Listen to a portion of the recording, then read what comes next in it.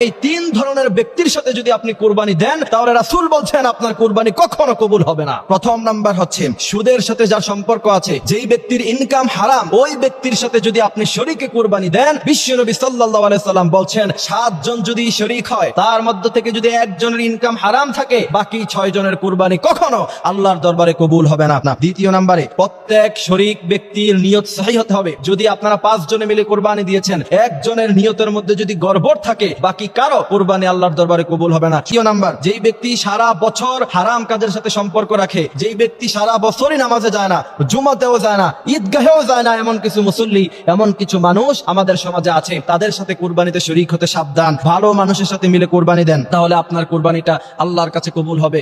আল্লাহ পাক স্পষ্ট ভাবে বলছেন, লা ইয়ানালাল্লাহু লুহুমুহা ওয়ালা দিমাউহা ওয়ালাকিন ইয়ানালুহুত তাকওয়া। আল্লাহ বলছেন, আমি কোন পশুর রক্তের স্রোত কতটুকু বের হলো আমি আল্লাহ পাক সেটা দেখি না,